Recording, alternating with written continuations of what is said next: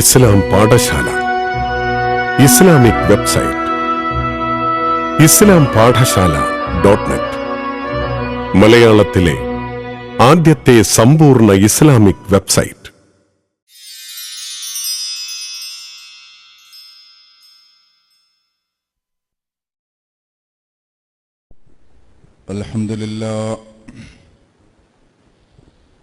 അൽഹംദുലില്ലാഹി റബ്ബിൽ ആലമീൻ. നഹ്മദുഹു വനസ്തഈനുഹു വനുഅ്മിനു ബിഹി വനതവക്കലു അലൈഹി വനഊദു ബില്ലാഹി മിൻ ശുറൂരി അൻഫുസിനാ വമിൻ സയ്യിആതി അഅ്മാലിനാ. من يهده الله فلا مضل له ومن يضلله فلا هادي له. ونشهد أن لا إله إلا الله ونشهد أن محمدا عبده ورسوله أرسله بالهدى ودين الحق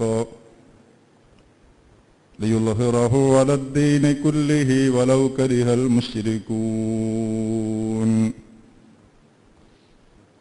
اللهم صل على محمد وعلى آل محمد كما صليت على إبراهيم وعلى آل إبراهيم وبارك على محمد وعلى آل محمد كما باركت على إبراهيم وعلى آل إبراهيم في العالمين إنك حميد مجيد.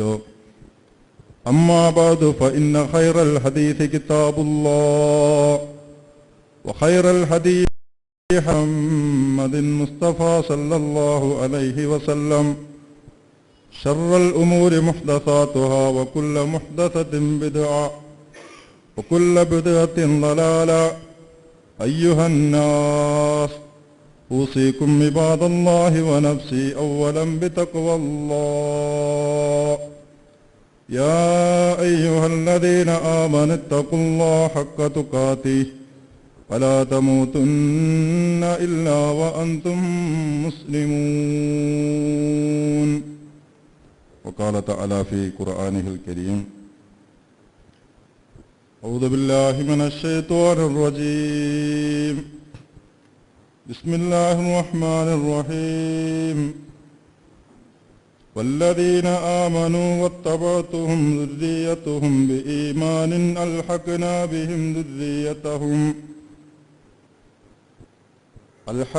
بهم ذريتهم وما ألتناهم من عملهم من شيء كل امرئ بما كسب رهين. وأمددناهم بفاكهة ولحم مما يشتهون يتنازعون فيها كأسا لا لغو فيها ولا تأثيم. ويطوف عليهم غلمان لهم كأنهم لؤلؤ مكنون. وأقبل بعضهم على بعض يتساءلون قالوا إنا كنا قبل في أهلنا مشفقين فمن الله علينا ووقانا عذاب السموم. إنا كنا من قبل ندعوه إنه هو البر الرحيم. صدق الله العلي العظيم. صدق وبلغ رسوله الكريم. ونحن على ذلك من الشاهدين الشاكرين والحمد لله رب العالمين. സത്യവിശ്വാസികളെ, വിശ്വാസിനികളെ, ജീവിതത്തിലുടനീളം അള്ളാഹുവിൻ്റെ വിധിവിലക്കുകൾ പാലിച്ച് തഖ്വ നിറഞ്ഞ ജീവിതം നയിക്കുവാൻ ആദ്യം എന്നോടും തുടർന്ന് നിങ്ങളോടും തഖ്വ കൊണ്ട് വസിയ്യത്ത് ചെയ്യുന്നു, ഉപദേശിക്കുന്നു. അല്ലാഹു സുബ്ഹാനഹു വ തആല അവൻ്റെ മുത്തഖീങ്ങളായ ദാസന്മാരുടെ കൂട്ടത്തിൽ നാം ഏവരെയും ഉൾപ്പെടുത്തി അനുഗ്രഹിക്കുമാറാകട്ടെ. ജീവിതത്തിൽ സമാധാനവും സ്വസ്ഥതയും സംതൃപ്തിയും ആഗ്രഹിക്കുന്നവരാണ് മനുഷ്യരെല്ലാം. മനുഷ്യജീവിതത്തിലെ ഏറ്റവും അമൂല്യമായ, വിലമതിക്കാനാകാത്ത ഒന്നാണ് സമാധാനം എന്നത്. അത് മാർക്കറ്റിൽ നിന്ന് പണം കൊടുത്ത് തൂക്കി വാങ്ങാൻ കഴിയുന്ന ഒന്നല്ല. എന്തെന്തെല്ലാം സൗകര്യങ്ങളും സംവിധാനങ്ങളും ജീവിതത്തിലുണ്ടായാലും, എത്ര സമ്പത്ത് ഉള്ളവനാണെങ്കിലും ജീവിതത്തിൽ സമാധാനവും സ്വസ്ഥതയും ഇല്ല എങ്കിൽ ജീവിതം സുഖകരം ആവുകയില്ല. സമാധാനത്തിന് വേണ്ടിയാണ് എല്ലാവരും ആഗ്രഹിക്കുന്നതും പണം ഇറക്കുന്നതും ബാക്കി എന്തും നേടിയെടുക്കുന്നതൊക്കെ ഈ സമാധാനം കിട്ടാൻ വേണ്ടിയാണ്. അത്രയും അമൂല്യമായ ഒന്നാണ് മനുഷ്യജീവിതത്തിൽ സ്വസ്ഥതയും സമാധാനവും എന്നത്. ഈ സമാധാനവും ഈ സംതൃപ്തിയും ഈ സ്വസ്ഥതയുമൊക്കെ മനുഷ്യജീവിതത്തിൽ പ്രദാനം ചെയ്യുന്ന, മനുഷ്യന് സമാധാനം കൊടുക്കുന്നതിൽ ഏറ്റവും നിർണായകമായ പങ്കുവഹിക്കുന്ന ഒന്നാമത്തെ അടിസ്ഥാനം മനുഷ്യൻ മുറുകെ പിടിക്കുന്ന ആദർശമാണ്, വിശ്വാസ സംഹിതയാണ്. ഏതൊരു വിശ്വാസത്തെയാണോ അവൻ പ്രതിനിധാനം ചെയ്യുന്നത്, ഏതൊരു ആദർശത്തെയാണോ അവൻ മുറുകെ പിടിക്കുന്നത് എന്നതിനെ അടിസ്ഥാനമാക്കിയാണ് അവന്റെ ജീവിതത്തിലെ സ്വസ്ഥത ഒന്നാമതായി കേന്ദ്രീകരിക്കപ്പെടുന്നത്. മനുഷ്യജീവിതത്തിൽ സമാധാനം നേടിത്തരുന്ന രണ്ടാമത്തെ ഘടകമാണ് കുടുംബം എന്ന് പറയുന്ന സംവിധാനം. ഒരാളുടെ കുടുംബജീവിതം എങ്ങനെ മുന്നോട്ട് പോകുന്നു എന്നതാണ് സമാധാനത്തിന്റെ രണ്ടാമത്തെ അടിത്തറ. ഇനിയുമുണ്ട്. അതിനപ്പുറത്തേക്കും ഒരുപാട് തലങ്ങളുണ്ട്, വിവിധ ഘടകങ്ങളുണ്ട്. അയൽപക്കം, നമ്മുടെ ഏറ്റവും നല്ലൊരു വീട് സംവിധാനിച്ചു എല്ലാ സൗകര്യങ്ങളുമുള്ള, കെട്ടുറപ്പുള്ള, നാലു ചുറ്റും മതിൽ കെട്ടിയ വീടെല്ലാം നമുക്കുണ്ട്. പക്ഷെ നമ്മുടെ തൊട്ടടുത്ത് അയൽവാസിയായി താമസിക്കുന്നത് ഒരു സദാചാര വിരുദ്ധനാണെങ്കിൽ, ഒരു തെമ്മാടിയാണെങ്കിൽ നമ്മുടെ സ്വസ്ഥതയും സമാധാനവും നഷ്ടപ്പെടാൻ അത് വലിയൊരു നിമിത്തമാണ്.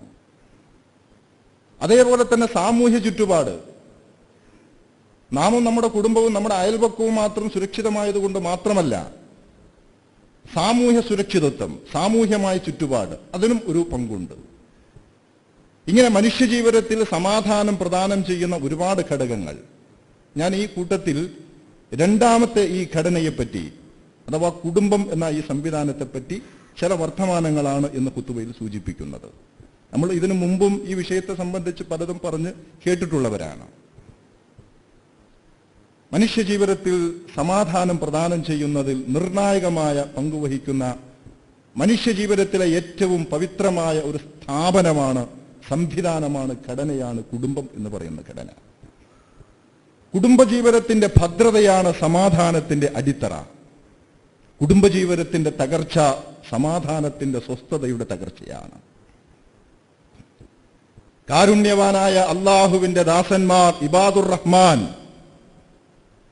തങ്ങളുടെ റബ്ബിനോട് വിളിച്ച് പ്രാർത്ഥിക്കുന്ന ഒരു പ്രാർത്ഥന പരിശുദ്ധ ഖുർആനിലുണ്ട്. വല്ലദീന യഖൂലൂന റബ്ബനാ ഹബ് ലനാ മിൻ അസ്വാജിനാ വദുരിയാതിനാ ഖുർറത അയ്യുൻ വജഅൽനാ ലിൽ മുത്തഖീന ഇമാമാ. ഇബാദുർ റഹ്മാൻ പ്രാർത്ഥിക്കുകയാണ്, പടച്ചവനെ, റബ്ബന, ഞങ്ങളുടെ നാഥ, ഹബ് ലനാ, നീ ഞങ്ങൾക്ക് നൽകണമേ, പടച്ചവനെ, പടച്ചവനെ നീ ഞങ്ങൾക്ക് നൽകണം, നീ ഞങ്ങൾക്ക് തരണം, മിൻ അസ്വാജിന, ഞങ്ങളുടെ ഇണകളിൽ നിന്ന്, പടച്ചവനെ ഞങ്ങളുടെ ജീവിത പങ്കാളികളിൽ നിന്ന്, വദുരിയാതിന, ഞങ്ങളുടെ മക്കളിൽ നിന്നും, ഞങ്ങളുടെ സന്താനങ്ങളിൽ നിന്നും നീ ഞങ്ങൾക്ക് നൽകണമേ ഖുർറത അയ്യുൻ, കൺകുളിർമ. ഞങ്ങളുടെ കണ്ണിന് കുളിർമയുണ്ടാക്കുന്ന അന്തരീക്ഷം ഞങ്ങളുടെ മക്കളിൽ നീ ഞങ്ങൾക്ക് പ്രദാനം ചെയ്യണേ പടച്ചവരെ എന്ന് ഇബാദുർ റഹ്മാൻ പ്രാർത്ഥിക്കുകയാണ്. ഒരാളുടെ ജീവിതത്തിൽ രണ്ടു തരം കണ്ണുനീരുണ്ട്. വേദന വരുമ്പോൾ ദുഃഖം കൊണ്ട് നമ്മൾ കരഞ്ഞു പോകാറുണ്ട്. കൂടുതലും സങ്കടം കൊണ്ട് നമ്മൾ കരയും. ചില സന്ദർഭത്തിൽ സന്തോഷം കൊണ്ട് നമ്മൾ കരയും, സന്തോഷത്തിന്റെ കണ്ണുനീർ. ഇബാദുർ റഹ്മാൻ പ്രാർത്ഥിക്കുന്നു, പടച്ചവനെ ഞങ്ങളുടെ ജീവിത പങ്കാളികളെ കാണുമ്പോൾ, ഞങ്ങളുടെ കുടുംബത്തിലേക്ക് കയറി വരുമ്പോൾ, ഞങ്ങളുടെ ഇണയെ കാണുമ്പോൾ, എൻ്റെ മക്കളെ കാണുമ്പോൾ, ഞങ്ങളുടെ സന്താനങ്ങളെ കാണുമ്പോൾ സന്തോഷം കൊണ്ട് ഞങ്ങളുടെ കണ്ണ് നിറയുന്നൊരവസ്ഥ പടച്ചവനെ ഞങ്ങളുടെ ജീവിതത്തിൽ, എൻ്റെ ജീവിതത്തിൽ നീ പ്രദാനം ചെയ്യണമേ തമ്പുരാനെ. എൻ്റെ മക്കളെ കൊണ്ട് കരയുന്നൊരവസ്ഥ എനിക്ക് വരല്ലേ. ഖുർറത അയ്യുൻ, കൺകുളിർമ. എന്നിട്ട് പ്രാർത്ഥിച്ചു, വജഅൽനാ ലിൽ മുത്തഖീന ഇമാമാ, പടച്ചവനെ ഞാൻ അടങ്ങുന്ന, എൻ്റെ മക്കളടങ്ങുന്ന എൻ്റെ കുടുംബത്തെ വജഅൽനാ ലിൽ മുത്തഖീന ഇമാമാ, ഞങ്ങളെ നീ മുത്തഖീങ്ങളുടെ ഇമാമുകളാക്കണേ. നിന്നെ സൂക്ഷിച്ച് ജീവിക്കുന്ന തഖ്വയുള്ള ദൈവഭക്തന്മാരായ ദാസന്മാരുണ്ടല്ലോ, അവരുടെ ഇമാമുകളാക്കണം. അവരുടെ മുന്നിൽ നീ ഞങ്ങളെ നയിക്കണം. അവരുടെ മുൻപന്തിയിലായിരിക്കണം നീ ഞങ്ങളെ കൊണ്ടുപോകേണ്ടത്. ഇമാം എന്ന് പറഞ്ഞാൽ മുന്നിൽ നടക്കുന്നവൻ എന്നാണ് അർത്ഥം. ഞങ്ങളെ നേതാവാക്കണേ എന്നല്ല. വജഅൽനാ ലിൽ മുത്തഖീന ഇമാമ, പടച്ചവനെ മുത്തഖീങ്ങളുടെ മുന്നിൽ നീ ഞങ്ങളെ നടത്തണേ. എന്നെ, എൻ്റെ മക്കളെ, എൻ്റെ കുടുംബത്തെ മുത്തഖീങ്ങളുടെ സംഘത്തിന്റെ മുൻനിരയിൽ നീ ഞങ്ങളെ നയിക്കണം. ഈ അവസാനത്തെ പ്രാർത്ഥനയിലാണ് ആദ്യത്തെ പ്രാർത്ഥനയുടെ മറുപടി കിട്ടുക. എങ്ങനെയാണ് മക്കളിൽ നിന്ന് കൺകുളിർമ ലഭിക്കുക? ഈ രണ്ടാമത് പറഞ്ഞു എന്ന ഒരു പ്രാർത്ഥനയുണ്ടല്ലോ, മക്കളെ സംബന്ധിച്ച ഈ രണ്ടാമത്തെ ബോധം, എൻ്റെ മക്കൾ മുത്തഖീങ്ങളുടെ മുമ്പിൽ നടക്കുന്നവരായിരിക്കണം. സന്താനങ്ങളെ സംബന്ധിച്ച് കേവലം ഭൗതികമായ ചിന്താഗതി മാത്രം വെച്ച് പുലർത്തുകയും അവരെ ഈ ദുനിയാവിലെ ഏറ്റവും നല്ല സ്ഥാനത്ത്, എല്ലാവരെക്കാളും മികച്ചു നിൽക്കുന്ന ഉദ്യോഗസ്ഥനായി, അല്ലെങ്കിൽ എന്നെയും എൻ്റെ കുടുംബത്തെയും സമ്പന്നരുടെ കൂട്ടത്തിൽ ഏറ്റവും മുൻപന്തിയിൽ നിൽക്കുന്നവരായി അല്ല. വിശ്വാസിയുടെ ഇബാദുർ റഹ്മാന്റെ ഒന്നാമത്തെ തേട്ടം, പടച്ചവനെ മുത്തഖീങ്ങളുടെ ഒന്നാമത്തെ നിരയിൽ എന്നെയും എൻ്റെ കുടുംബത്തെയും നീ കൊണ്ടുപോയി വെക്കണേ. വജഅൽനാ ലിൽ മുത്തഖീന ഇമാമ. നമ്മൾ മനസ്സിലാക്കണം, ഈ ബോധത്തിൽ നിന്നാണ് ഒന്നാമതായി നമ്മുടെ ആദ്യത്തെ പ്രാർത്ഥനയ്ക്ക് മറുപടി ലഭിക്കുക. ഈ ബോധം നമുക്ക് നഷ്ടപ്പെടുന്നിടത്ത് നിന്നാണ് നമ്മുടെ മക്കൾ കണ്ണുനീരായി മാറുന്നത്, ദുഃഖത്തിന്റെ. അപ്പൊ അവർ കണ്ണുനീര് മാത്രമല്ല, ചിലപ്പോൾ ശത്രുവിന്റെ റോളായിരിക്കും ചില സന്ദർഭങ്ങളിൽ നമ്മുടെ മക്കൾ ആ സന്ദർഭത്തിൽ എടുക്കുക. ശുദ്ധ ഖുർആൻ പറഞ്ഞില്ലേ, യാ അയ്യുഹല്ലദീന ആമനു ഇന്ന മിൻ അസ്വാജിക്കും വ ഔലാദിക്കും അദുവ്വൻ ലക്കും. വിശ്വാസികളെ, നിങ്ങൾ അറിയണം, നിങ്ങളുടെ ഭാര്യ, സന്താനങ്ങൾ, ഇണകൾ കൺകുളിർമയാണ്. അതോടൊപ്പം നിങ്ങൾ അറിയണം, നിങ്ങളുടെ ഭാര്യമാരിൽ, നിങ്ങളുടെ മക്കളിൽ നിങ്ങൾക്ക് ചില ശത്രുക്കളുണ്ട്. അദുവ്വൻ ലക്കും ഫഹ്ദറൂഹും. അതുകൊണ്ട് നിങ്ങൾ കുറച്ച് ജാഗ്രത പാലിക്കണം. പരിശുദ്ധ ഖുർആൻ തന്നെയാണ് ഇതും പറഞ്ഞിട്ടുള്ളത്. റസൂലുള്ളാഹി സ്വല്ലല്ലാഹു അലൈഹി വസല്ലം ഒരിക്കൽ പറഞ്ഞു, ലൈസ അദുവുക്കല്ലദീ ഇൻ ഖതൽതഹു കാന ലക നൂറൻ വഇൻ ഖതലക ദഖൽതൽ ജന്നത വലാകിൻ അദാ അദുവുക അല്ലദീ ഖറജ മിൻ സുൽബിക്. ലൈസ അദുവുക, നിന്റെ ശത്രുവല്ല. അല്ലദീ, എങ്ങനെയുള്ളവൻ, ഇൻ ഖതൽതഹു കാന ലക നൂറൻ, നീ അവനെ കൊന്നാൽ നിനക്ക് ജീവിതത്തിൽ സമാധാനം കിട്ടുന്ന ഒരുത്തൻ. നിന്റെ കയ്യാൽ ഒരുത്തൻ കൊല്ലപ്പെട്ട് അവൻ വധിക്കപ്പെട്ടാൽ നിനക്കതൊരു സമാധാനമാകും. ഇനി വൈൻ ഖതൽതഹു, അവൻ നിന്നെ കൊന്നാൽ, വൈൻ ഖതലക, അവൻ നിന്നെ കൊന്നാൽ എന്നിട്ട് അതിന്റെ ഫലമായി നിനക്ക് സ്വർഗം ലഭിക്കുകയും ദഖൽതൽ ജന്ന, നീ കൊന്നാൽ നിനക്ക് സമാധാനം കിട്ടുന്ന, നിന്നെ കൊന്നാൽ നിനക്ക് സ്വർഗം കിട്ടുന്നവൻ അവനല്ല നിന്റെ ശത്രു. പലപ്പോഴും റസൂൽ പറയുന്നു, വലാകിൻ അദാ അദുവിൻ ലക, നിന്റെ ഏറ്റവും വലിയ ശത്രു ചിലപ്പോൾ അദുവിൻ അല്ലദീ ഖറജ മിൻ സുൽബിക്, നിന്റെ മുതുകിൽ നിന്ന് പുറപ്പെട്ട നിന്റെ സ്വന്തം സന്താനമാകാം ചിലപ്പോൾ നിന്റെ ഏറ്റവും വലിയ ഒന്നാമത്തെ ശത്രു. സാധാരണ നിലയിൽ ആരെയാണ് ഒരു ശത്രുവായിട്ട് നമ്മൾ കാണുക? നമ്മുടെ ജീവിതത്തിൽ സമാധാനം തരാത്ത, സ്വസ്ഥത തരാത്ത ഒരു മനുഷ്യൻ നിരന്തരം നമ്മളെ ശല്യപ്പെടുത്തുന്നു, ശത്രുതയോടെ നമ്മെ സമീപിക്കുന്നു. അങ്ങനെയുള്ളവനെ ചിലപ്പോൾ നമ്മൾ കൊല്ലും സമാധാനത്തിന് വേണ്ടി. അങ്ങനെ അവനെ കൊല്ലാനുള്ള ശ്രമത്തിൽ നീ അവനെ കൊന്നാൽ നിനക്ക് സമാധാനമുണ്ടാകും. ആ ശ്രമത്തിൽ അവൻ നിന്നെ കൊന്നാലോ നിനക്ക് സ്വർഗവും കിട്ടും. ആ ശത്രു നിന്നെ കൊന്നാൽ നിനക്ക് ചിലപ്പോൾ സ്വർഗം കിട്ടും, നീ അവനെ കൊന്നാൽ നിനക്ക് സമാധാനം കിട്ടും. അങ്ങനെയുള്ളവൻ മാത്രമല്ല നിന്റെ ശത്രു, മറിച്ച് നിന്റെ ശത്രുക്കളിൽ ഏറ്റവും നല്ല ശത്രുവാകാൻ സാധ്യതയുള്ള ഒരാളുണ്ട്, നിന്റെ മുതിയിൽ നിന്ന് പുറപ്പെട്ടിട്ടുള്ള നിന്റെ സന്താനം തന്നെയാണെന്ന് റസൂലുള്ളാഹി സ്വല്ലല്ലാഹു അലൈഹി വസല്ലമയാണ് പഠിപ്പിക്കുന്നത്. എത്രയോ ആളുകളുടെ ജീവിതത്തിൽ, കുടുംബ അന്തരീക്ഷത്തിൽ ഇത് അനുഭവങ്ങളാണ്. അയൽപക്കത്തു നിന്നും നാട്ടിൽ നിന്നൊക്കെ നല്ല അഭിപ്രായമുള്ള മാതാപിതാക്കൾ, അയൽപക്കക്കാർക്ക് നല്ല സമാധാനമാണ് ഇവരെക്കുറിച്ച്, നല്ല അഭിപ്രായമുള്ള രക്ഷിതാക്കൾ, ചുറ്റുപാടിൽ നിന്നും അയൽപക്കത്തു നിന്നും ഇവർക്ക് എല്ലാ അർത്ഥത്തിലുള്ള പിന്തുണയും ലഭിക്കുന്നു. ജനങ്ങൾക്കിടയിൽ നല്ല മതിപ്പുള്ള മാതാപിതാക്കൾ, നാട്ടുകാരും അയൽപക്കക്കാരൊക്കെ സ്നേഹിക്കുന്ന ഇഷ്ടപ്പെടുന്ന രക്ഷിതാക്കൾ, അയൽപക്കക്കാരെ കൊണ്ടൊരു പ്രയാസവും ഇവർക്കുമില്ല, എല്ലാവരും ഇവരൊക്കെ തൃപ്തരാണ്. പക്ഷേ നാടും അയൽപക്കമൊക്കെ ഇവർക്ക് സമാധാനം കൊടുക്കുമ്പോഴും സ്വന്തം കുടുംബത്തിൽ, സ്വന്തം വീട്ടിലെ മക്കൾ നേരെ തലതിരിഞ്ഞു പോകുന്ന, എന്നിട്ട് മക്കളുടെ പേരിൽ കരയേണ്ടി വരുന്ന, അല്ലദീ ഖറജ മിൻ സുൽബിക, നിന്റെ ശത്രു പുറത്തല്ല, നിന്റെ വീട്ടിലുമല്ല, നിന്റെ മുതുകിൽ നിന്ന് പുറപ്പെട്ടിട്ടുള്ള നിന്റെ മകനുണ്ടല്ലോ, നിന്റെ സന്താനം നിന്റെ ഏറ്റവും വലിയ ശത്രുവായി മാറിയേക്കാം. അതുകൊണ്ടാണ് ഖുർആൻ പറഞ്ഞത്, ജാഗ്രത പുലർത്തണം നിങ്ങൾ, ഫഹ്ദറൂഹും.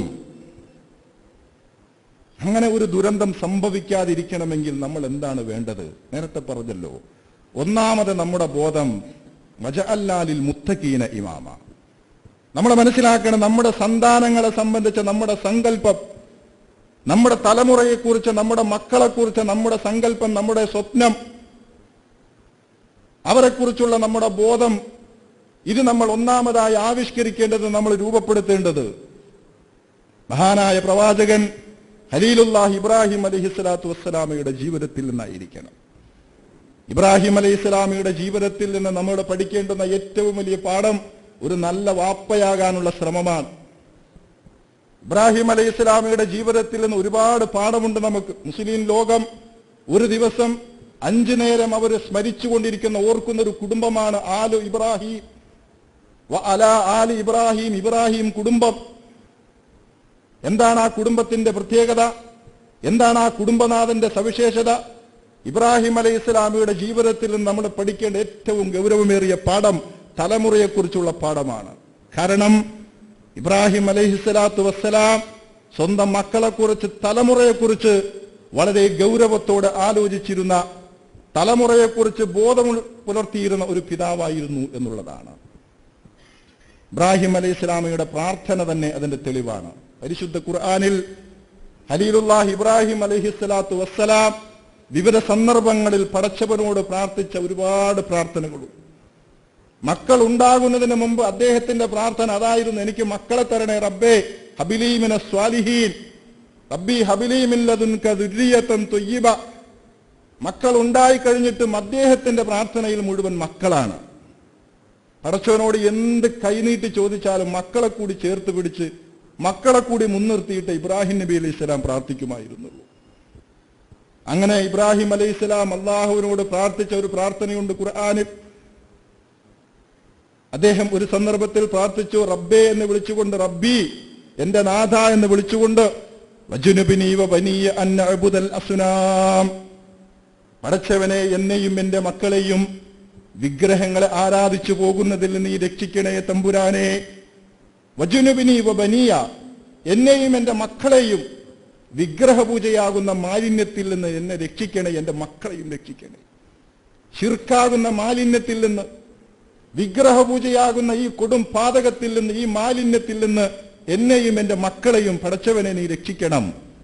എന്താണ് ആ പ്രാർത്ഥനയുടെ ഉള്ളടക്കം? എന്റെ ജീവിതത്തിൽ എന്താണോ ഉണ്ടാകരുത് എന്ന് താൻ ആഗ്രഹിക്കുന്നത് എന്റെ മക്കളിലും അതുണ്ടാകരുത്. ഏതൊരു ദുഷിച്ച വിശ്വാസത്തിൽ നിന്ന്, അനാചാരത്തിൽ നിന്ന്, അന്ധവിശ്വാസത്തിൽ നിന്ന്, ഏതൊരു ദുഷിച്ച സംസ്കാരത്തിൽ നിന്ന് ഞാൻ മുക്തനാകുന്നുവോ എന്റെ മക്കളും എന്നോടൊപ്പം അതിലുണ്ടാകണം. എന്റെ മക്കളും അതിൽ നിന്ന് വിട്ടുനിൽക്കുന്നവരായിരിക്കണം.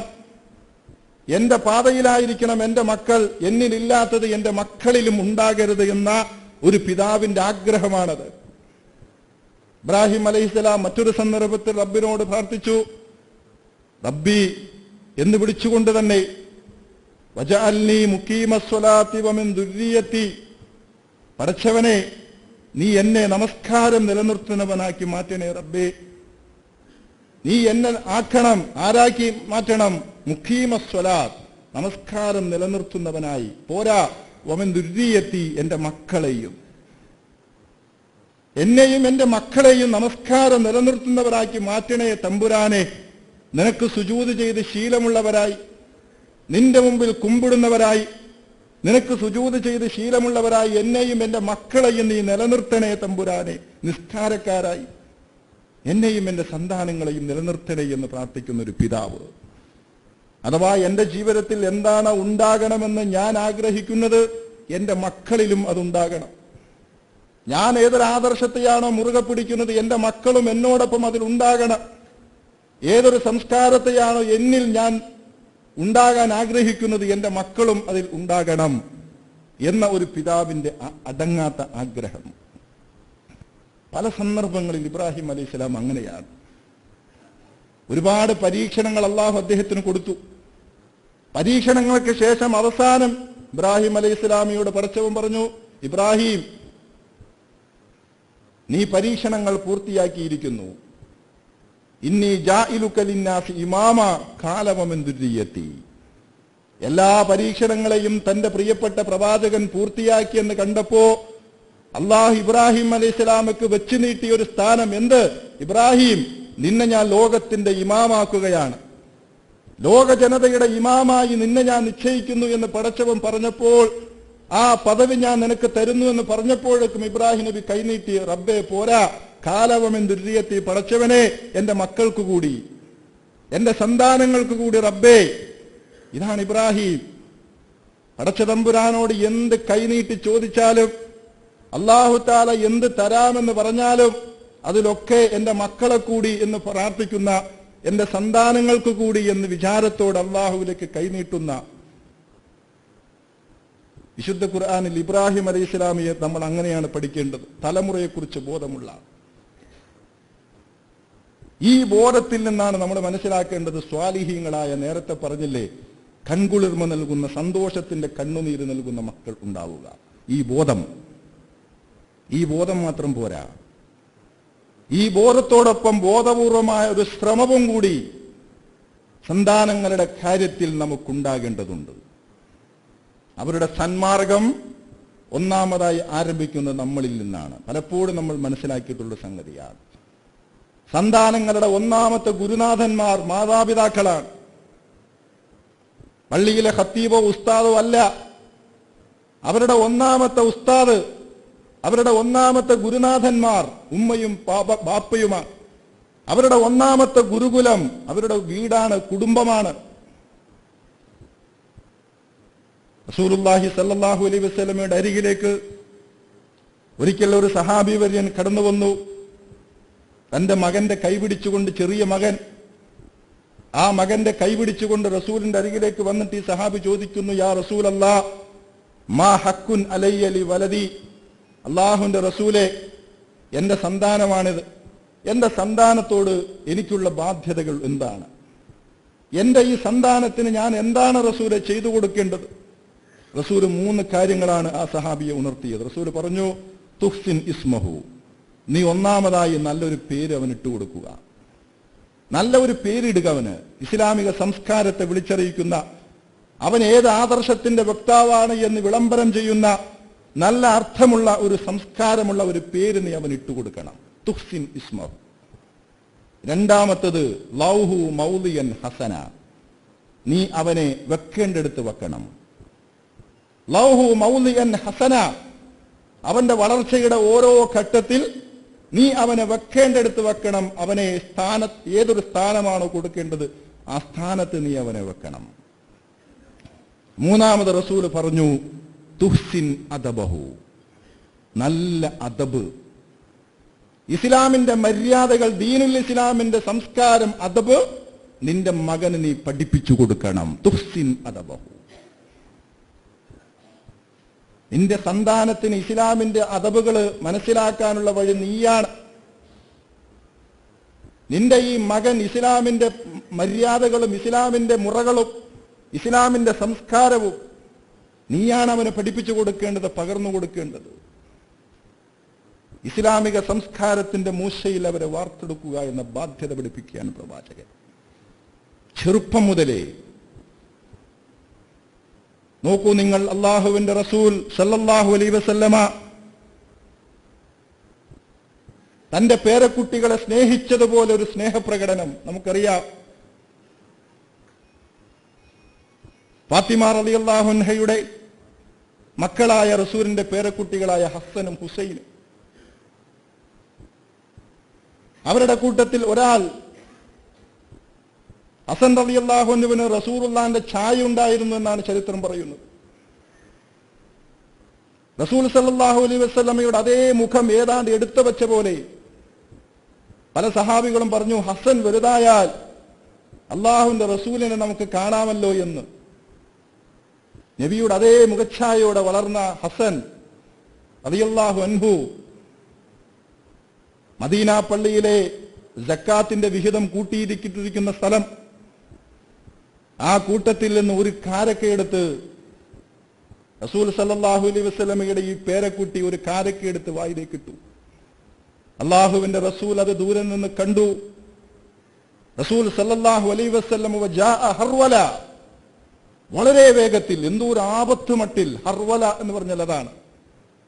റസൂൽ ഓടി വന്നിട്ട് തന്റെ ആ കുഞ്ഞിന്റെ പേരക്കുട്ടിയുടെ വായിൽ നിന്ന് ആ കാരക്കിങ്ങനെ റസൂൽ തിരിച്ചെടുക്കുകയാണ്. ബഹ് യാ ബുനയ്യ ബഹ്, കക്കുമോനെ, മോനെ അത് കക്കുമോനെ എന്ന് പറഞ്ഞിട്ട് ആ കുട്ടിയുടെ വായിൽ നിന്ന് റസൂൽ ആ കാരക്ക് എടുത്തിങ്ങനെ മാറ്റിയാണ്.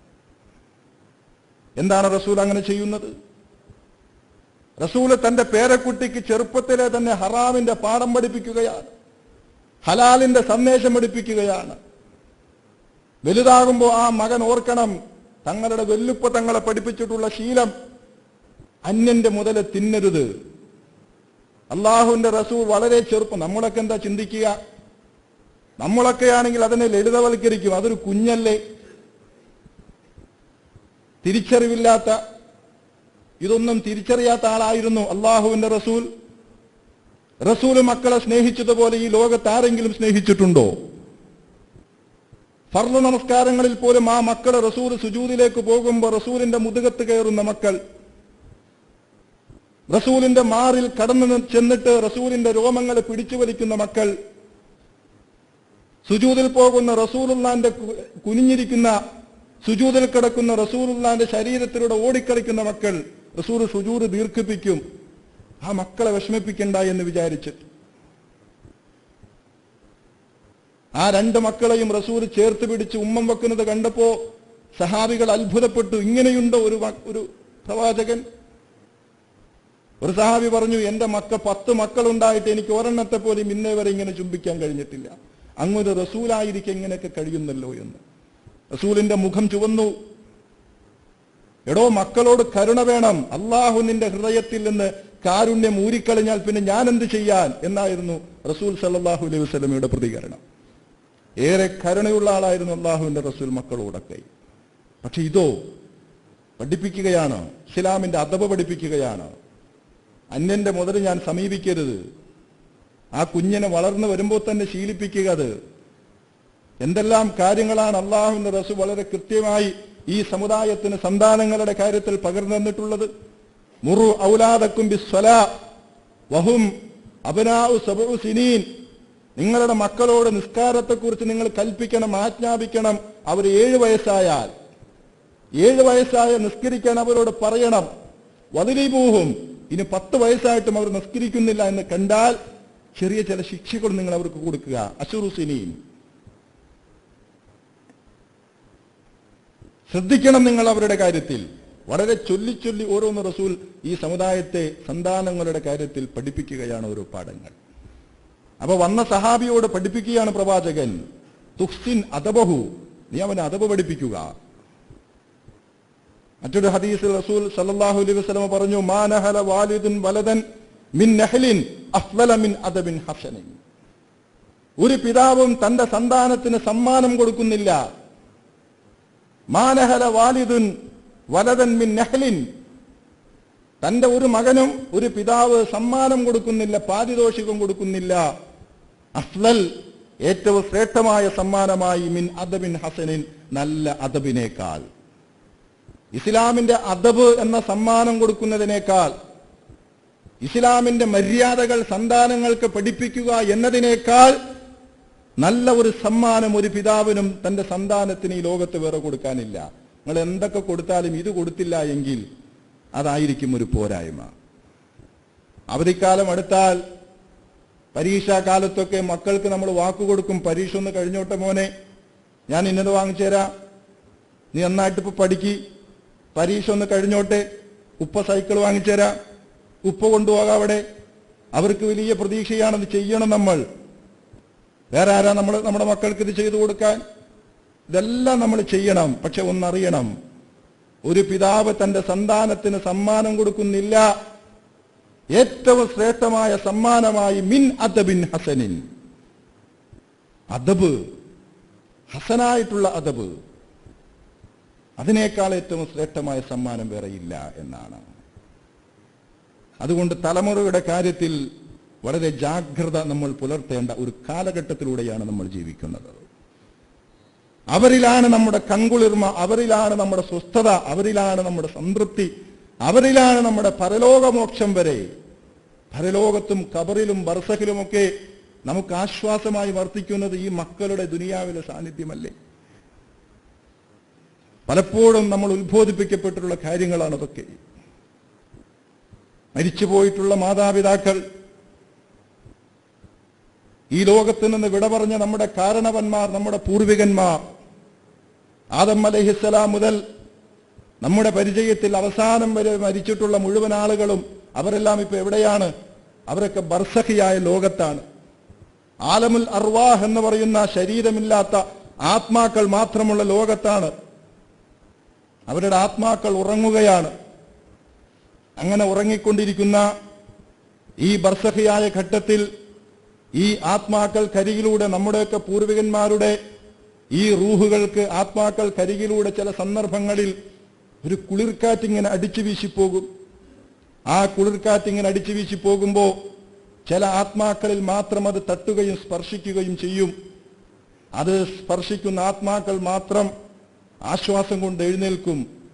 എന്നിട്ട് അവരിങ്ങനെ ചോദിക്കും, എന്തോ ഒരു കുളിർക്കാറ്റ് എൻ്റെ എനിക്ക് തട്ടിയല്ലോ, എനിക്കൊരു ആശ്വാസം ലഭിച്ചല്ലോ, എന്തേ എനിക്കിങ്ങനെ ഒരു ആശ്വാസം ലഭിക്കാൻ, എനിക്കിപ്പോ ഒരു സുഖം അനുഭവപ്പെട്ടല്ലോ, ഒരു ആശ്വാസം തോന്നിയല്ലോ എന്ന് ചോദിക്കുമ്പോ അവന് മറുപടി ഉണ്ടാകും, നിന്റെ സന്താനം ദുനിയാവിലിരുന്നു കൊണ്ട് നിനക്ക് വേണ്ടി പ്രാർത്ഥിച്ചതിന്റെ ഫലമാണ്. ഭൂമിയിലിരുന്നു കൊണ്ട് നിന്റെ സന്താനം നിനക്ക് വേണ്ടി പ്രാർത്ഥിച്ചു. ആ പ്രാർത്ഥനയാണ് ഇപ്പോൾ നിനക്ക് ഈ സ്വസ്ഥതയായി ആശ്വാസമായി വന്ന് തട്ടിയത്. കിതാബുൽ ബുഖാരിയിലുണ്ട്, ഇമാം ബുഖാരി റിപ്പോർട്ട് ചെയ്ത ഹദീസിലുണ്ട്, ഇന്നല്ലാഹ ലയർഫഉ ദർജത ലിർറജുലി സ്വാലിഹ്, അല്ലാഹു തആല പരലോകത്ത് ബർസഖിൽ വെച്ച് ഒരു മനുഷ്യന്റെ പദവി, അയാളുടെ പദവി ഇങ്ങനെ പടച്ചവങ്ങനെ വർദ്ധിപ്പിച്ചുകൊണ്ടിരിക്കും, ഉയർത്തിക്കൊണ്ടിരിക്കും. അദ്ദേഹം പോലും നനച്ചിരിക്കാതെ അദ്ദേഹത്തെ പോലും അത്ഭുതപ്പെടുത്തി അദ്ദേഹത്തിന്റെ പ്രതിഫലം ഇങ്ങനെ കൂടുകയാണ്. ആ മനുഷ്യൻ ചോദിക്കും, പടച്ചവനെ, അന്നായക്കൂനുലി ഹാദിഹി, എന്റെ പദവി എന്തേ ഇങ്ങനെ ഉയർന്നു, എനിക്ക് എന്തേ ഇത്രമാത്രം പ്രതിഫലം ഇങ്ങനെ ലഭിക്കുന്നു എന്ന് ചോദിക്കുമ്പോൾ പടച്ചവൻ പറയും, ബിസ്തിഗ്ഫാരി വലദികലക, നിന്റെ സന്താനം നിനക്ക് വേണ്ടി ഇസ്തിഗ്ഫാർ നടത്തിയതിന്റെ ഫലം, നിന്റെ സന്താനം നിനക്ക് വേണ്ടി പ്രാർത്ഥിച്ചതിന്റെ ഫലമാണത്. ആ ആത്മാക്കൾ ആശ്വസിക്കും, ഹോ എന്റെ മക്കൾ, ഇപ്പോഴും എന്നെ മറന്നിട്ടില്ലാത്ത എന്റെ മക്കൾ, എനിക്ക് വേണ്ടി പ്രാർത്ഥിക്കുന്ന എന്റെ മക്കൾ. ഇങ്ങനത്തെ മക്കളായി നമ്മുടെ മക്കളൊക്കെ മാറണമെന്ന് നമുക്ക് ആഗ്രഹമുണ്ട്. ആഗ്രഹം പോരാ, സമ്മാനങ്ങൾ വാങ്ങിക്കൊടുത്താൽ പോരാ. ഏറ്റവും നല്ല സമ്മാനം ഏതാണോ ആ സമ്മാനം നമ്മുടെ മക്കൾക്ക് കൊടുക്കാൻ നമ്മൾ വീഴ്ച വരുത്തരുത്. കാലഘട്ടം വളരെ മോശമാണ്. അതുകൊണ്ട് നമ്മുടെ സന്താനങ്ങളുടെ കാര്യത്തിൽ ഇസ്ലാമികമായ നമ്മുടെ ബാധ്യത കുല്ലുക്കും റായിൻ വകുല്ലുക്കും മസ്ഊലുൻ അൻ റഅയതിഹി. എത്ര അർത്ഥവത്തായ ഒരു പ്രയോഗമാണ് റസൂൽ സല്ലല്ലാഹു അലൈഹി വസല്ലം നടത്തിയത്. നിങ്ങളെല്ലാവരും ഇടയന്മാരാണ്, നിങ്ങളുടെ കീഴിലുള്ള ആട്ടിൻ പറ്റങ്ങളെക്കുറിച്ച് പടച്ചതമ്പുരാൻ ചോദിക്കുമെന്നാണ്. അതായത് കുടുംബത്തിന്റെ നായകനെ, കുടുംബത്തിലെ രക്ഷകർത്താവിനെ റസൂലുള്ളാഹി സല്ലല്ലാഹു അലൈഹി വസല്ലമ ഒരു ഇടയനോടും അദ്ദേഹത്തിന്റെ കീഴിലുള്ള കുടുംബത്തിലെ മറ്റാളുകളെ അദ്ദേഹം നയിക്കുന്ന ഇടയൻ നയിക്കുന്ന ആട്ടിൻപറ്റങ്ങളെ പോലെ റസൂൽ ഉപമിച്ചിട്ട് പറയാണ്, നിങ്ങളെല്ലാവരും ഇടയന്മാരാണ്. അർരിജാലു ഖവ്വാമൂന അലൻ നിസാ, കുടുംബത്തിന്റെ നായകൻ. എന്നിട്ടോ അതൊരു പദവിയാണ്, അതോടൊപ്പം അത് ഒരു ചോദ്യം ചെയ്യപ്പെടാവുന്ന ഒരു ഉത്തരവാദിത്വവുമാണ്. നിങ്ങളെല്ലാവരും അള്ളാഹു നിങ്ങളെ ഏൽപ്പിച്ച ഇടയവൃത്തിയെപ്പറ്റി ചോദിക്കപ്പെടും. നിങ്ങളുടെ കീഴിൽ അള്ളാഹു ഏൽപ്പിച്ച ഈ കുഞ്ഞാടുകൾ, നിങ്ങൾ അള്ളാഹു പരിപാലിക്കാനും നോൽക്കാനും ഏൽപ്പിച്ച ഇത് നിങ്ങളുടേതല്ല, ഇത് പടച്ചവൻ നിങ്ങൾക്ക് തന്നതാണ്. നിങ്ങൾ ആഗ്രഹിച്ചിട്ടാണോ മക്കളുണ്ടായത്? ആഗ്രഹിച്ച് കിട്ടാത്തവരില്ലേ? നിങ്ങൾ ആഗ്രഹിച്ച സമയത്താണോ ലഭിച്ചത്? നിങ്ങൾ ഉദ്ദേശിച്ച അതേ രൂപത്തിലാണോ ലഭിച്ചത്? അള്ളാഹു നിങ്ങളെ പരിപാലിക്കാൻ ഏൽപ്പിച്ച ആട്ടിൻ കുഞ്ഞുങ്ങളാണിവർ. അതിൽ നിന്ന് ഏതെങ്കിലും ഒന്നിനെ പിശാച് പിടിച്ചുകൊണ്ടുപോയാൽ, ചെന്നായ ആട്ടിൻകുഞ്ഞിനെ പിടിച്ചുകൊണ്ടുപോയ ഒന്നാമത്തെ ഉത്തരവാദിത്തം ആർക്കാണ്? ഇടയനാണ്. നിങ്ങളുടെ സന്താനങ്ങളെ പിശാച് റാഞ്ചിക്കൊണ്ടുപോയാൽ ആരാണ് ഇതിന് ഉത്തരവാദികൾ? അല്ലാഹുവിന്റെ റസൂല് പറഞ്ഞു, കുല്ലുക്കും മസ്ഊലുൻ അൻ റഅയത്തിഹി. 10-20 കൊല്ലമൊക്കെ നമ്മൾ ചോറ് കൊടുത്ത് ഭക്ഷണം കൊടുത്ത് എല്ലാം കൊടുത്ത് വളർത്തിയ മക്കൾ ഒരു സുപ്രഭാതത്തിൽ നമുക്ക് നഷ്ടപ്പെടുന്ന, പൈശാചിക ശക്തികൾ അവരെ റാഞ്ചി എടുത്ത് കൊണ്ടുപോകുന്ന, എന്നിട്ട് അവർക്ക് വേണ്ടി നമ്മുടെ മക്കൾ ഉപയോഗപ്പെടുത്തുന്ന ഗതികേടൊന്ന് ആലോചിച്ച് നോക്കുക. അത് സംഭവിക്കാതിരിക്കണമെങ്കിൽ അള്ളാഹുവിന്റെ പരിശുദ്ധ ഖുർആനും പ്രവാചകനും മുന്നോട്ട് വെക്കുന്ന കാര്യങ്ങൾ സന്താനങ്ങളുടെ കാര്യത്തിൽ നടപ്പിലാക്കാൻ നമുക്ക് കഴിയണം. അള്ളാഹു സുബ്ഹാനഹു വ തആല ആ ദൗത്യം വളരെ ഭംഗിയായി നിർവഹിക്കുന്നവരായി നമ്മേവരെയും അള്ളാഹു അനുഗ്രഹിക്കുമാറാകട്ടെ. അതിനുള്ള തൗഫീഖ് നൽകി അള്ളാഹു നമ്മെ അനുഗ്രഹിക്കുമാറാകട്ടെ. നമ്മുടെ സന്താനങ്ങളിൽ നിന്ന്, നമ്മുടെ കുടുംബത്തിൽ നിന്ന് കൺകുളിർമ നൽകി സന്തോഷവും സമാധാനവും നൽകി പടച്ചവൻ നമ്മെ ഏവരെയും അനുഗ്രഹിക്കുമാറാകട്ടെ.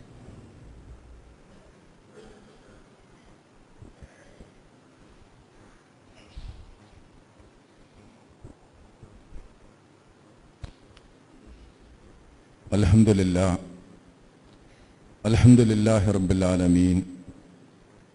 നഹ്മദുഹു വനസ്തഈനുഹു വനുഅ്മിനു ബിഹി വനതവക്കലു അലൈഹി വനഊദു ബില്ലാഹി മിൻ ശുറൂരി അൻഫുസിനാ വമിൻ സയ്യിആതി അഅ്മാലിനാ മൻ യഹ്ദിഹില്ലാഹു ഫലാ മുദില്ല ലഹു വമൻ യുദ്ലിൽഹു ഫലാ ഹാദിയ ലഹു വനശ്ഹദു അൻ ലാ ഇലാഹ ഇല്ലല്ലാഹ് الملك القدوس السلام المؤمن المهيمن العزيز الجبار المتكبر سبحان الله عما يشركون. اللهم صل على محمد وعلى آل محمد وبارك على محمد وعلى آل محمد كما صليت وباركت على إبراهيم وعلى آل إبراهيم في العالمين إنك حميد مجيد. يا أيها الناس اتقوا الله حق تقاته ولا تموتن إلا وأنتم مسلمون. സത്യവിശ്വാസികളെ, വിശ്വാസിനികളെ, അള്ളാഹുവിന് വഴിപ്പെട്ട് തഖ്വ നിറഞ്ഞ ജീവിതം നയിക്കുവാൻ ഒരിക്കൽ കൂടി എന്നോടും നിങ്ങളോടും വസിയത്ത് ചെയ്യുന്നു, ഉപദേശിക്കുന്നു. ഒരു കാര്യം വീണ്ടും ഉണർത്താൻ ഈ സന്ദർഭത്തിൽ ഉദ്ദേശിക്കുകയാണ്. കഴിഞ്ഞ വെള്ളിയാഴ്ചക്ക് മുമ്പ് സൂചിപ്പിച്ചിരുന്നു, ഈ വരുന്ന 4-ാം തീയതി മുതൽ ഹൈസ്കൂൾ തലം മുതൽ +2 വരെ ഉള്ള കുട്ടികൾക്ക് വേണ്ടി നമ്മുടെ ഈ പള്ളി കേന്ദ്രീകരിച്ച് ഒരു വെക്കേഷൻ ക്ലാസ് സംഘടിപ്പിക്കുന്നുണ്ട് എന്ന്. 20 ദിവസം നീണ്ടു നിൽക്കുന്ന ആ വെക്കേഷൻ ക്ലാസ്സിൽ നമ്മൾ കുട്ടികൾക്ക് എടുത്തു കൊടുക്കുന്ന വിഷയങ്ങളെക്കുറിച്ചും ചിലതൊക്കെ ഞാൻ പറയുകയുണ്ടായി. പരലോകം, മാതാപിതാക്കൾ, നല്ല കൂട്ടുകാർ തുടങ്ങിയ നമ്മുടെ മക്കൾ ഈ കാലഘട്ടത്തിൽ മനസ്സിലാക്കേണ്ടുന്ന ചില ഉള്ളടക്കങ്ങൾ ഈ സന്ദർഭത്തിൽ ചിലതൊക്കെ നമുക്ക് അവരോട് പറയേണ്ടതുണ്ട്. അതുകൊണ്ട് ഈ അവസരം എല്ലാവരും നല്ലപോലെ ഉപയോഗപ്പെടുത്തണമെന്ന് ഒരിക്കൽ കൂടി പ്രത്യേകമായി ഉണർത്തുകയാണ്. റസൂൽ സല്ലല്ലാഹു അലൈഹി വസല്ലം പറഞ്ഞു, നിഅ്മത്താനി കസീറുൻ മിനന്നാസി മഗ്ബൂനു ഫിഹിമ്മ. 2 അനുഗ്രഹങ്ങൾ, ജനങ്ങളിൽ മഹാഭൂരിപക്ഷവും ആ അനുഗ്രഹങ്ങളുടെ കാര്യത്തിൽ അശ്രദ്ധരാണ്. ജനങ്ങൾ അശ്രദ്ധരാകുന്ന, അവർ അവഗണിക്കുന്ന, നിസ്സാരമായി അവർ കാണുന്ന 2 അനുഗ്രഹങ്ങൾ ഏതൊക്കെയാണത്? ഒന്ന് റസൂൽ പറഞ്ഞു, അസ്സിഹ്ഹത്തു, ആരോഗ്യമാണ്. രണ്ടാമത്തേത് വൽ ഫറാ, ഒഴിവ് സമയമാണ്. ആരോഗ്യവും ഒഴിവു സമയവും. ഇത് പടച്ചവൻ തന്ന 2 അനുഗ്രഹങ്ങളാണ്. പക്ഷേ ജനങ്ങളിൽ മഹാഭൂരിപക്ഷവും അത് വിനിയോഗിക്കാതെ അത് അശ്രദ്ധരായി തള്ളുന്നവരാണ് എന്ന് പഠിപ്പിക്കുന്നു. നമ്മുടെ സന്താനങ്ങളുടെ കാര്യത്തിൽ നീണ്ട ഒരു ഒഴിവ് വന്നിരിക്കുന്നു. നമ്മൾ മനസ്സിലാക്കണം, ഒഴിഞ്ഞിരിക്കുന്നവന്റെ അടുത്തേക്കാണ് പിശാച് വരിക. നിഷ്ക്രിയ മനസ്സാണ് പിശാചിന്റെ പണിപ്പുര. ഒരു കാര്യവും ചെയ്യാനില്ലാത്തവന്റെ അടുത്തേക്ക് പിശാച് വരും. നിങ്ങളൊന്നുമില്ലാതെ വെറുതെ ഒന്ന് ഇരുന്ന് നോക്കുക, നിങ്ങളുടെ മനസ്സിലേക്ക് പിശാച് പല ചിന്തകളായി കടന്നു വരും. അതുകൊണ്ടാണ് ഖുർആൻ പറഞ്ഞത് ഫൈദാ ഫറഗത ഫൻസബ് വൈലാ റബ്ബിക ഫർഗബ്. വെറുതെ ഇരിക്കരുത്, അടുത്തതിലേക്ക് പ്രവേശിക്കുക. നമ്മുടെ മക്കളുടെ ജീവിതത്തിൽ നിന്ന് പിശാച് റാഞ്ചിക്കൊണ്ടുപോകുമായിരുന്ന, അല്ലെങ്കിൽ പിശാച് റാഞ്ചിയെടുക്കാൻ സാധ്യതയുള്ള ഒരുപാട് സമയങ്ങളാണ് ഇനിയുള്ളത്.